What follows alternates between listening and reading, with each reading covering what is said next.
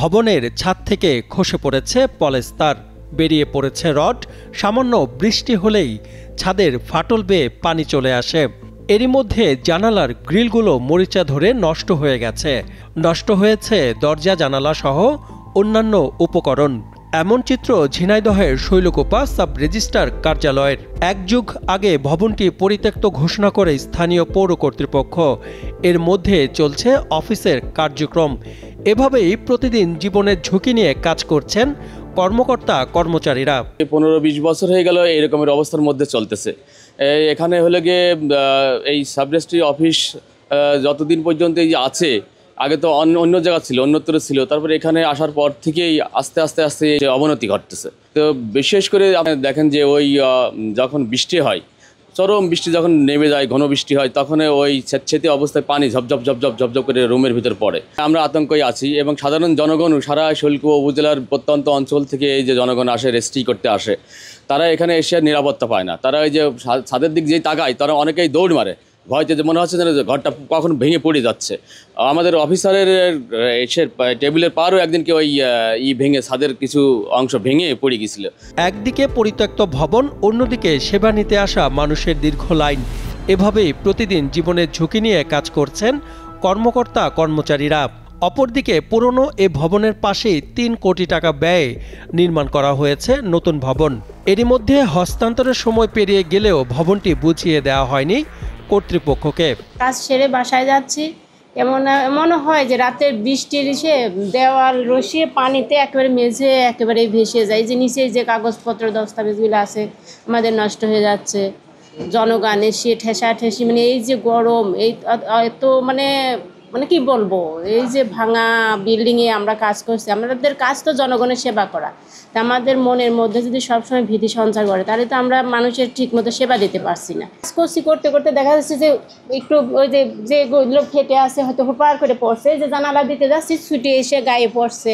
বিল্ডিংটা যেহেতু আমাদের বিল্ডিং তৈরি হয়ে গেছে, আমাদের আকুল আবেদন যে আমাদের নতুন বিল্ডিংটা যেন অতি সত্বর হস্তান্তর করে।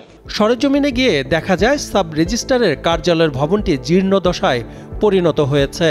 ভবনের অনেক স্থানে মেঝের ঢালাই খসে পড়েছে। বিদ্যুৎ লাইনও ঝুঁকিপূর্ণ। সামান্য বৃষ্টি হলেই টেবিলের উপর পলিথিন বিছিয়ে রক্ষা করা হয় প্রয়োজনীয় কাগজপত্র। আবার মাঝে মাঝে ছাদের পলেস্তার ভেঙে টেবিলের ওপর পড়ছে। এর আগে বড় একটি দুর্ঘটনা থেকে অল্পের জন্য বেঁচে গেছেন অনেকেই।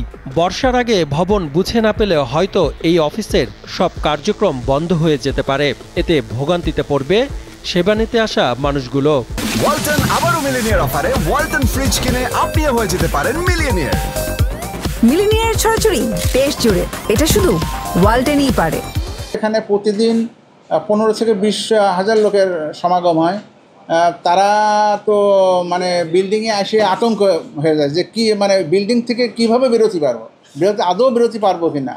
আর আমরা তো প্রতিদিন জীবন হাতে করে আসি, আর কিভাবে বাড়ি যাব, একমাত্র মানে যত সময় আমরা মানুষের সেবা দিই তত সময় ওই শুধু ঈশ্বরের নাম নিতে থাকি যে ঈশ্বর আমরা যেন ভালোভাবে বাড়ি যেতে পারি। এর আগে অনেক বড় দুর্ঘটনা থেকে বেঁচে গেছি। মানে আমাদের তো দেখতেছেন এই যে বাসে ফ্যান বাঁধিয়ে করে রাখা আছে, এরকম অনেক ফ্যানও নষ্ট হয়েছে। তারপরে যখন বৃষ্টি আসে তখন এই দলিল দস্তাবেজ পলিথিন দিয়ে ঢেকে নিয়ে আমরা মানুষের সেবা দিয়ে চুপচাপ মানে বন্ধ করে চুপচাপ বসে থাকতে হয়। করার দিকে তো বিল্ডিংটা যাতে খুব তাড়াতাড়ি আমরা পেয়ে যাই, তাহলে পরে আমরা মানুষের সেবা সুষ্ঠুভাবে সেবা দিতে পারবো, সুন্দরভাবে সেবা দিতে পারবো। আর যদি বিলম্ব হয় তাহলে পরে এমন অবস্থা যে রেজিস্ট্রি অন্তত বন্ধ হয়ে যাবে, এরকম অবস্থার সৃষ্টি হয়ে গেছে।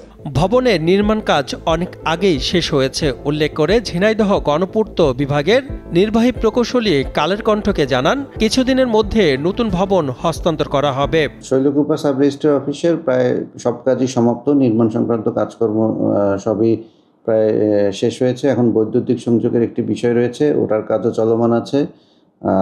আন্ডারগ্রাউন্ড যে আমাদের সাবমার্জিবল পাম্প হবে, ডিপ টিউবওয়েল হবে, সেটার কাজও চলমান আছে। তো এই সংযোগ দুটো মোটামুটি চালু হলে আমরা আগামী 15 দিনের মধ্যে প্রত্যাশী সংস্থার নিকট সাব রেজিস্ট্রার অফিসটি হস্তান্তরগতভাবে বা আইনসঙ্গতভাবে আমাদের যিনি প্রত্যাশী মন্ত্রণালয়ের যিনি প্রতিনিধি রয়েছেন, স্থানীয় প্রতিনিধি সাব রেজিস্ট্রার মহোদয়ের কাছে ভবনটি যথাযথভাবে হস্তান্তর করব। জানা গেছে 12 বছর আগেই ভবনটি পরিত্যক্ত ঘোষণা করে সংশ্লিষ্ট কর্তৃপক্ষ। গণপূর্ত বিভাগের আওতায় 2023 সালে পুরনো ভবনের পাশে একটি নতুন ভবন নির্মাণ করা হয়েছে সাব রেজিস্ট্রি অফিসের জন্য। ইতিমধ্যে ভবনের কাজও শেষ হয়েছে, তবে ভবনটি এখন পর্যন্ত হস্তান্তর করা হয়নি। একটি পৌরসভা সহ উপজেলার 14টি ইউনিয়নের মানুষ এখান থেকে সেবা গ্রহণ করছেন। ঝিনাইদহ থেকে অরিত্র কুণ্ডের পাঠানো তথ্যচিত্রে ডেস্ক রিপোর্ট, কালের কণ্ঠ।